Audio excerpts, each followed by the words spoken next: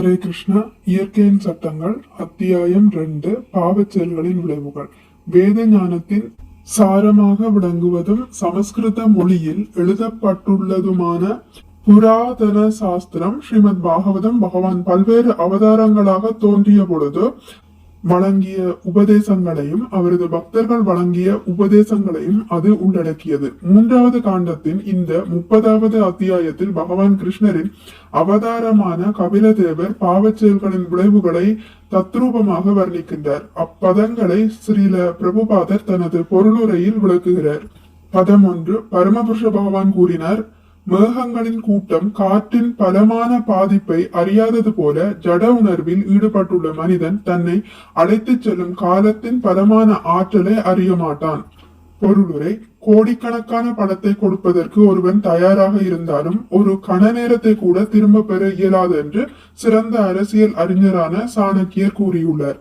மதிப்புமிக்க நேரத்தை வீணடிப்பதால் ஏற்படும் நஷ்டத்தினை ஒருவனால் கணக்கிட முடியாது. பௌதிகமானாலும் சரி, ஆன்மீகமானாலும் சரி, ஒருவன் தன்னிடம் உள்ள நேரத்தை பயன்படுத்துவதில் மிகுந்த விழிப்புணர்வுடன் இருக்க வேண்டும். கட்டுண்ட ஆத்மா ஒரு குறிப்பிட்ட உடலில் அதற்கென்று விதிக்கப்பட்ட காலம் வரை வாழ்கின்றது. அந்த சிறிய கால அளவிற்குள் ஒருவர் கிருஷ்ண உணர்வில் முழுமை பெற்று காலத்தின் பாதிப்பிலிருந்து முற்றிலுமாக விடுதலை பெற வேண்டும் என்று சாஸ்திரங்களில் பரிந்துரைக்கப்பட்டுள்ளது. ஆனால் துரதிர்ஷ்டவசமாக மேகங்கள் காற்றால் அடித்துச் செல்லப்படுவது போல கிருஷ்ண உணர்வில் இல்லாதவர்கள் தங்களை அறியாமலேயே காற்றின் பலமான ஆற்றலால் அடித்துச் செல்லப்படுகின்றனர். பதம் 2. பெயரளவு மகிழ்ச்சியை அடைவதற்காக மிகுந்த துன்பத்துடன் உழைத்து எவையெல்லாம் ஒரு பௌதிகவாதி தயாரிக்கின்றானோ அவை அனைத்தும் காலத்தின் உருவில் முழுமுதற் கடவுளால் அளிக்கப்படும். அதன் பின்னர் கட்டுண்ட ஆத்மா புலம்ப நேரிடுகிறது. பொருளுரை: பரமபுருஷ பகவானின் பிரதிநிதியான காலத்தின் முக்கிய வேலை எல்லாவற்றையும் அளிப்பதாகும். பொருளாதார முன்னேற்றம் என்ற பெயரில் ஜட உணர்வில் உள்ள ஜடவாதிகள் பல்வேறு பொருட்களை உற்பத்தி செய்வதில் ஈடுபட்டுள்ளனர். மனிதனின் பௌதிக தேவையை திருப்தி செய்வதில் முன்னேறுவதன் மூலம் மகிழ்ச்சியாக இருக்கலாம் என்று அவர்கள் நினைக்கின்றனர். ஆனால் அவர்கள் தயாரிக்கும் அனைத்து பொருட்களும் காலப்போக்கில் அழிந்துவிடும் என்பதை அவர்கள் அறிவதில்லை. இவ்வுலகில் பல்வேறு சக்தி வாய்ந்த பேரரசுகள் மிகுந்த கஷ்டத்துடனும் விடாமுயற்சியுடனும் உருவாக்கப்பட்டன. ஆனால் காலப்போக்கில் அவை அனைத்தும் அழிக்கப்பட்டன என்பதை நாம் வரலாற்றில் இருந்து காண முடியும். இருப்பினும் காலப்போக்கில் மறையக்கூடிய பேரளவிலான உலக வசதிகளை பெறுவதில் தங்களது நேரத்தை வெறுமனே வீணடித்துக் கொண்டுள்ளோம் என்பதை முட்டாள்களான ஜடவாதிகளினால் புரிந்து கொள்ள முடிவதில்லை. நாம் நித்தியமானவர்கள் என்பதையும் நமக்கு நித்தியமான பணி உண்டு என்பதையும் அறியாமல் இருக்கும் பொதுமக்களின் ஒட்டுமொத்த அறியாமையினால் மனிதனின் சக்திகள் வீணடிக்கப்படுகின்றன. இந்த குறிப்பிட்ட உடலில் உள்ள வாழ்நாள் என்பது நமது நித்தியமான பயணத்தின் ஒரு கண நேரமே என்பதை அவர்கள் அறியார்கள். இந்த உண்மையை அறியாமல் தங்களது தற்போதைய வாழ்வு என்னும் கண நேரத்தினை எல்லாமாக கருதுகின்றனர். மேலும் பொருளாதார நிலையை உயர்த்துவதற்காக தங்களது நேரத்தை வீணடிக்கின்றனர். பதம் 3. தவறாக வழிநடத்தப்பட்ட பௌதிகவாதி இந்த உடல் நிலையானதல்ல என்பதையும் இந்த உடலுடன் தொடர்புடைய வீடு, நிலம் மற்றும் சொத்து ஆகியவற்றின் மீதான கவர்ச்சியும் தற்காலிகமானது என்பதையும் அறிவதில்லை. அறியாமையினால் மட்டுமே அவன் எல்லாவற்றையும் நிலையானது என்று நினைக்கின்றான். பொருளுரை: கிருஷ்ண உணர்வில் ஈடுபட்டுள்ளவர்கள் ஹரே கிருஷ்ணா என்று உச்சரிப்பதன் மூலம் தங்களது நேரத்தை வீணடிக்கும் பித்து பிடித்தவர்கள் என்று பௌதிகவாதி நினைக்கின்றான். ஆனால் உண்மையில் பௌதிகவாதி தனது உடலை நிரந்தரமானதாக ஏற்றுக்கொண்டிருப்பதன் காரணத்தால் பைத்தியக்காரத்தனத்தின் இருண்ட பகுதியில் தானே இருப்பதை அவன் அறிவதில்லை. மேலும் தனது வீடு, தனது நாடு, தனது சமுதாயம் என்று உடலுடன் தொடர்புடைய அனைத்தையும் அவன் நிரந்தரமானதாக ஏற்கிறான். வீடு, நிலம் போன்றவற்றை நிரந்தரமானதாக ஏற்கும் ஜடத்தன்மை மாயை எனப்படுகிறது. இது இங்கு தெளிவாக குறிப்பிடப்பட்டுள்ளது. மோகாத் கிருஹ க்ஷேத்ர வசூனி. மோகத்தின் காரணத்தினால் மட்டுமே பௌதிகவாதி தனது வீடு, நிலம் மற்றும் சொத்தினை நிரந்தரமானதாக ஏற்கிறான். குடும்ப வாழ்வு, தேசிய வாழ்வு மற்றும் பொருளாதார முன்னேற்றம் போன்றவை இந்த மோகத்திலிருந்து வளர்ந்தவையே. நவீன நாகரிகத்தில் இவை மிகவும் முக்கியத்துவம் வாய்ந்தவையாக கருதப்படுகின்றன. மனித சமுதாயத்தின் பொருளாதார முன்னேற்றம் என்பது தற்காலிகமான மயக்கம் என்பதை கிருஷ்ண உணர்வுடையவர்கள் அறிவர்.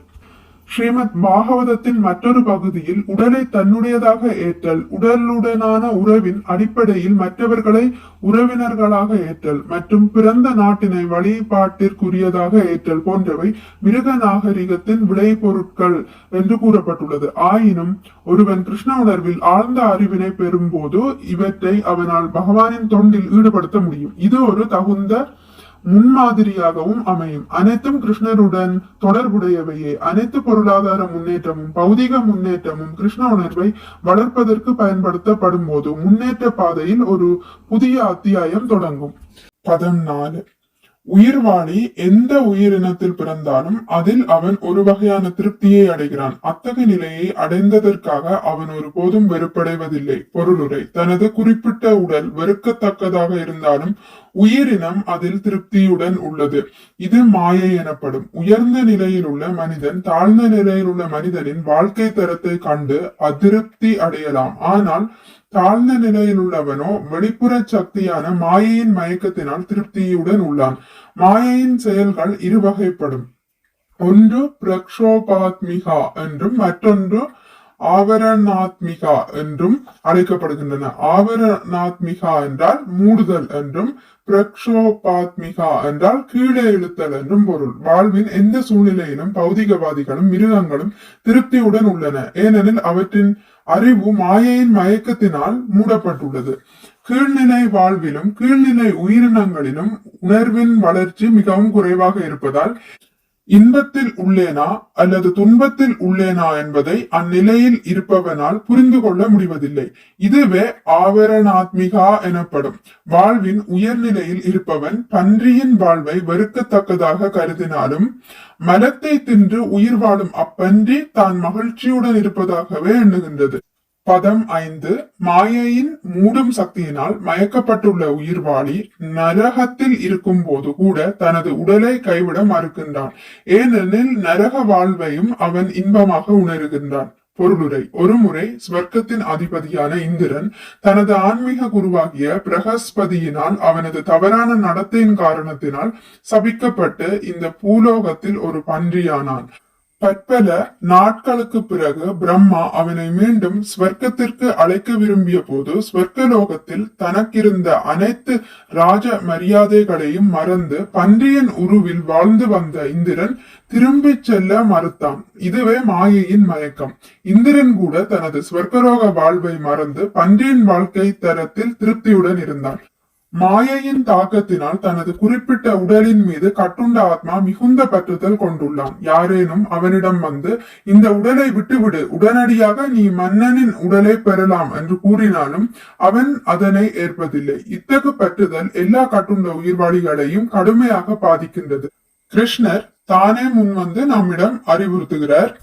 இந்த ஜட உலகில் உள்ள அனைத்தையும் விட்டுவிடு, என்னிடம் வா, நான் உனக்கு எல்லா பாதுகாப்பும் அளிக்கின்றேன். ஆனால் நான் அதனை ஏற்பதில்லை. நான் நன்றாகத்தானே உள்ளேன்.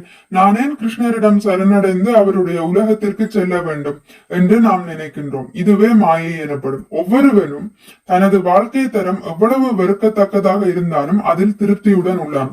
பதம் 6. ஒருவன் தனது வாழ்க்கை தரத்தின் மீது கொள்ளும் திருப்தி உடல், மனைவி, வீடு, குழந்தைகள், மிருகங்கள், சொத்து மற்றும் நண்பர்களின் மீது அவனுக்கு உள்ள ஆழ்ந்த வேரூன்றிய பற்றின் காரணத்தினால் ஏற்படுவதாகும். அத்தகு தொடர்பில் கட்டுண்ட ஆத்மா தான் பக்குவமாக இருப்பதாக நினைக்கின்றான். பொருளுரை: மனித வாழ்வின் பேரளவிலான பக்குவ நிலை வெறும் கட்டுக்கதையே. எனவே பகவானின் பக்தனாக இல்லாதவன் ஜட இருப்பின் தற்காலிக வாழ்விற்கு அவனை இழுத்து வரக்கூடிய மனதின் தளத்திலேயே ஊசலாடி கொண்டிருப்பதால் அவன் பௌதீகத்தில் எவ்வளவுதான் தகுதியுடையவனாக இருந்தாலும் அவனிடம் எந்த நற்குணங்களும் இருப்பதில்லை என்று கூறப்படுகின்றது. மனதின் தளத்தில் செயல்படுபவன் ஆன்மீக தளத்திற்கு உயர்வு பெற முடியாது. அத்தகு நபர் மீண்டும் ஜட வாழ்விற்கு வீழ்ச்சி அடைவது உறுதி. இருப்பினும் பெயரளவிலான சமுதாயம், நட்பு மற்றும் அன்பின் தொடர்பினால் கட்டுண்ட ஆத்மா முழு திருப்தியை உணர்கிறான். பதம் 7. அவன் எப்போதும் கவலையில் வெந்து கொண்டிருந்தாலும் தனது பெயரளவிலான குடும்பம் மற்றும் சமூகத்தை பராமரிப்பது என்னும் நிறைவேறாத ஆசைக்காக அந்த முட்டாள் எல்லாவித தீய செயல்களையும் எப்போதும் செய்து கொண்டுள்ளான். பொருளுரை: சிறிய குடும்பத்தை பராமரிப்பதை விட பெரிய பேராசையை சமாளிப்பது எளிமையானது என்று கூறப்படுகின்றது. அதிலும் குறிப்பாக கலியுகத்தின் வலிமையினால் குடும்பத்தை பற்றிய மாயையின் பொய்யான விளக்கத்தை ஏற்றுக்கொண்டு மிகுந்த துன்பங்களுடன் மிகவும் அலைக்கழிக்கப்பட்ட வாழ்வை ஒவ்வொருவரும் வாழ்ந்து வரும் தற்போதைய நாட்களுக்கு இது மிகவும் பொருந்தக்கூடியதாகும். நம்மால் பராமரிக்கப்படும் குடும்பம் மாயையினால் உருவாக்கப்பட்டது. இது கிருஷ்ணலோகத்தில் இருக்கும் குடும்பத்தின் திரிபடைந்த பிம்பமாகும். கிருஷ்ணலோகத்தில் கூட குடும்பம், நண்பர்கள், சமுதாயம், தாய் மற்றும் தந்தை என அனைத்தும் உள்ளது. ஆனால் அவை நித்தியமானவை. இங்கே நாம் நமது உடலை மாற்றுவதன் காரணத்தால் நமது குடும்ப உறவுகளும் மாறுகின்றன. சில நேரங்களில் நான் மனிதர்களின் குடும்பத்திலும், சில நேரங்களில் தேவர்களின் குடும்பத்திலும், சில நேரங்களில் பூனைகள் மற்றும் நாய்களின் குடும்பத்திலும் வாழ்கிறோம். குடும்பம், சமுதாயம் மற்றும் நட்புறவு என அனைத்தும் மின்னலை போன்று நிலையற்றவை. எனவே அவை அசத் எனப்படுகின்றன. இந்த அசத்திடம், அதாவது தற்காலிகமானதும் நிலையற்றதுமான சமுதாயம் மற்றும் குடும்பத்திடம் பற்றுதல் கொண்டிருக்கும் வரை நாம் எப்பொழுதும் துயரத்திலேயே மூழ்கியிருப்போம். இந்த ஜட உலகில் உள்ள குடும்பம், சமுதாயம் மற்றும் நட்புறவு ஆகியவை அனைத்தும் நிழல்கள் மட்டுமே என்பதை அறியாத பௌதிகவாதிகள் அவற்றின் மீது பற்றுதல் கொள்ளும் காரணத்தினால் இயற்கையாகவே அவர்களது இதயங்கள் வெந்து கொண்டுள்ளன. இருப்பினும் இத்தகு அசௌகரியங்களுக்கு மத்தியிலும் அவர்கள் தங்களது பொய்யான குடும்பத்தை பராமரிப்பதற்காக உழைத்துக் கொண்டுள்ளனர். ஏனெனில் கிருஷ்ணருடனான உண்மையான குடும்ப உறவினை பற்றிய தகவல் அவர்களிடம் இல்லை. ஹரே கிருஷ்ணா. இத்துடன் முடித்துக் கொள்கிறேன். இனி அடுத்த பதிவில் இதன் தொடர்ச்சி பதம் 8 வாசிக்கப்படும். ஹரே கிருஷ்ணா. உங்களுக்கு இந்த வீடியோ பிடித்திருந்தால் லைக் பண்ணுங்கள், ஷேர் பண்ணுங்கள், சப்ஸ்கிரைப் பண்ணுங்கள். நோட்டிபிகேஷன் பெல்லை அழுத்துவதன் மூலம் அடுத்த பதிவுகள் உங்களை வந்தடையும். பகவான் ஸ்ரீ கிருஷ்ணரை பற்றி கேட்டு மகிழ்வோம். ஹரே கிருஷ்ணா.